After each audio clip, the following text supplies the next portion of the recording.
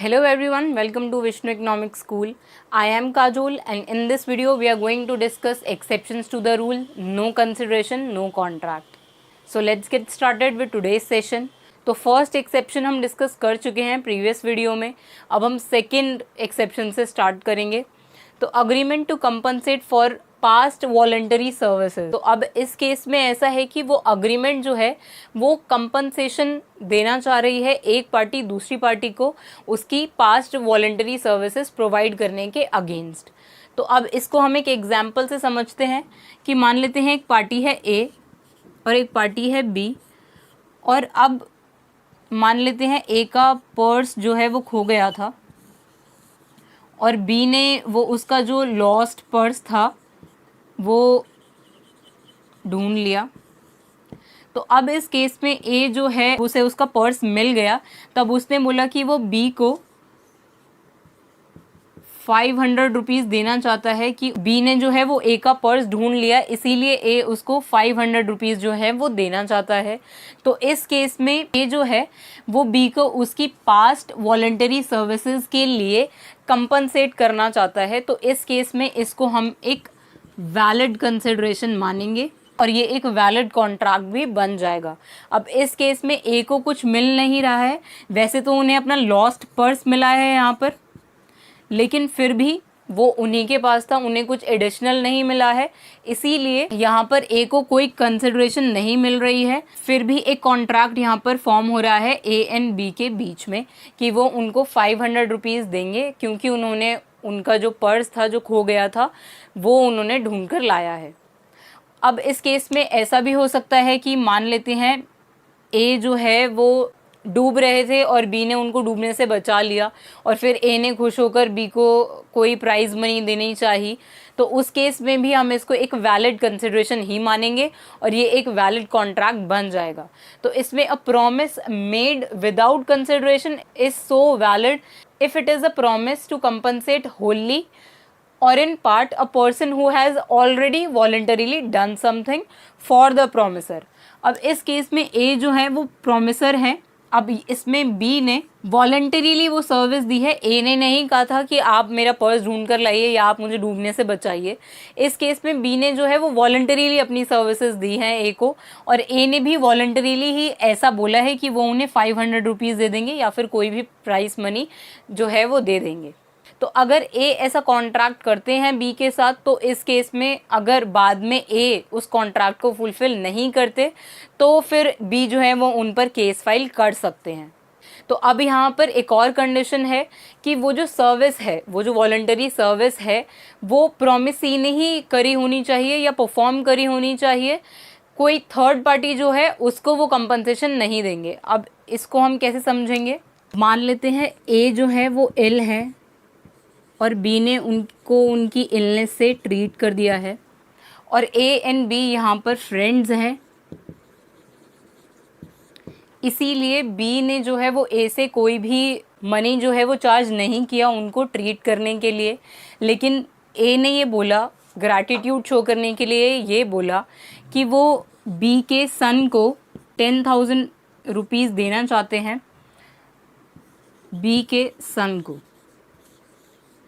Just because B जो है वो मनी एक्सेप्ट नहीं कर रहे हैं, इसीलिए ए जो है वो बी के सन को वो 10,000 रुपीज़ देना चाहते हैं. तो ये जो कंडीशन होगी इस एक्सेप्शन में अप्लाई नहीं हो सकती क्योंकि वो जो वॉलंटरी सर्विस है, अब वो वॉलंटरी सर्विस जो है वो प्रॉमिस सी ने ही परफॉर्म करी होनी चाहिए. ये एक इम्पॉर्टेंट कंडीशन है इस एक्सेप्शन को अप्लाई होने के लिए. अब इस केस में बी के सन ने तो उन्हें ट्रीट नहीं किया, लेकिन वो जो अमाउंट है वो बी के सन को देना चाहते हैं. तो ये वाला केस इस कंडीशन में, इस एक्सेप्शन में अप्लाई नहीं होगा. ये 10,000 रुपीज़ वो सिर्फ बी को ही ऑफ़र कर सकते हैं और बी ही उसको एक्सेप्ट कर सकते हैं क्योंकि उनको जो वो वॉलंटरी सर्विस है उनकी इलनेस से ट्रीट करने के लिए वो उन्हें बी ने ही प्रोवाइड करी है, उनके सन ने नहीं. तो अब नेक्स्ट एक्सेप्शन देखते हैं. थर्ड एक्सेप्शन है अग्रीमेंट टू पे अ टाइम बेयर डेट. अब एक टाइम बेयर डेट क्या होता है वो देख लेते हैं हम पहले कि हम टाइम बेयर डेट किसको कहते हैं. अब एक ऐसा डेट जिसको बहुत टाइम बीत चुका है,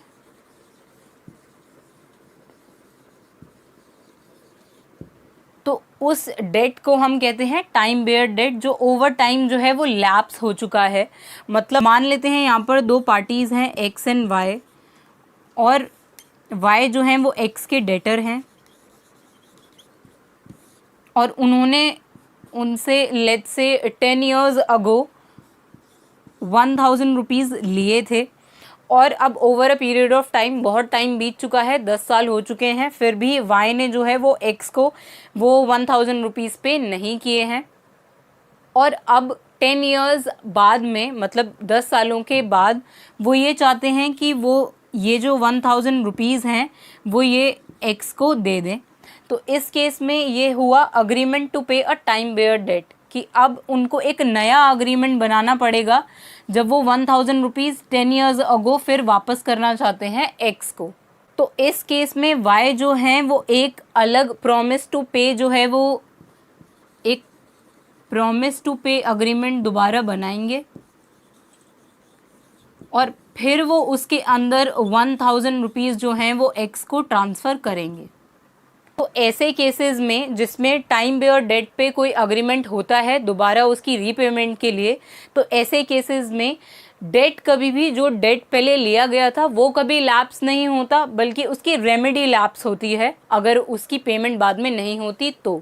अब अगर ऐसा होता कि ये प्रॉमिस टू पे ना होता तो इसमें एक्स को जो है वो 1000 रुपीज़ जो है वो नहीं मिलते, उसको 10 साल बीत चुके थे, वो एक टाइम बेयर डेट था, तो इसमें उनकी रेमेडी लूज़ हो गई थी, लेकिन अभी भी वो जो डेट था वो रहता ही वाई के ऊपर हमेशा, वो डेट जो है वो लाइफ टाइम रहता, बस जो एक्स है उनकी रेमेडी लूज़ हो जाती। इसीलिए अब यहाँ पर ये जो एक्सेप्शन है ये है अग्रीमेंट टू पे अ टाइम बेयर डेट। अब वो एक टाइम बेयर डेट जो 1000 रुपीज़ का था और वो 10 ईयर्स हो चुके थे उसको, और अब वो लैप्स हो गया था, अब वाई जो हैं वो 10 ईयर्स बाद 1000 रुपीज़ एक्स को देना चाहते हैं। अब इस केस में वाई को जो है वो रिटर्न में कुछ मिल नहीं रहा है, कोई कंसिडरेशन नहीं मिल रही है, लेकिन फिर भी वो 1000 रुपीज़ जो है एक्स को देना चाहते हैं, ऑल्दो उन्होंने 10 ईयर्स पहले ही वो 1000 रुपीज़ जो है वो यूज़ कर लिए थे।